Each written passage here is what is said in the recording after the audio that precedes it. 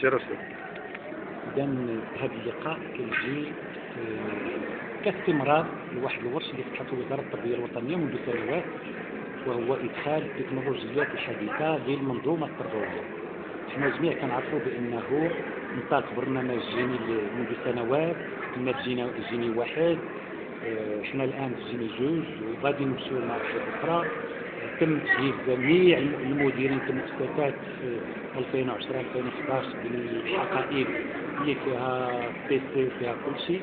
إذا كانت واحد الانطلاقه كنقولوا قويه، والدوله المغربيه دارت واحد المجهود كبير من اجل تجهيز المؤسسات التعليميه، وحنا اليوم كنشتغلوا. اذا في هذا الاطار تلقت الاراده ديال اربعه ديال شركات عالميه مغربيه والاراده ديال الاكاديميه من اجل تنظيم هذا الملتقى الاول اللي خلقوا واحد الملتقى على مستوى اكاديميه ديال الرباط. هذا بالنسبه لمراكش، هذا الاول ان شاء الله.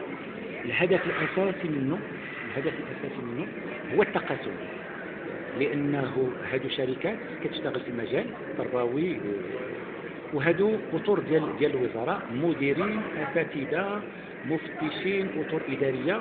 في اطار التقاسم كيف لاحظ الجميع بان هاد الناس قدموا لنا اخر التطورات اللي وصلوا لها، وحنا علينا جميعا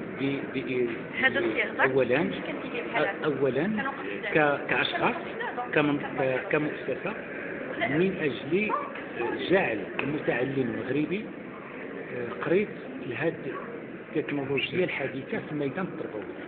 حنا كنعرفوا بان وليداتنا الحمد لله اليوم كلهم كيستعملوا الحاسوب، كلهم كيستعملوا الانترنت.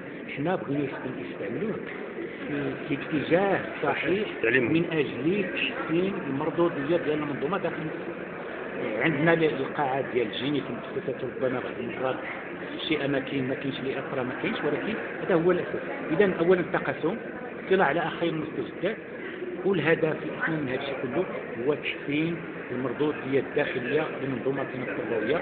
على كل اليوم كنهضر على مستوى جهه مراكش. شكرا استاذ.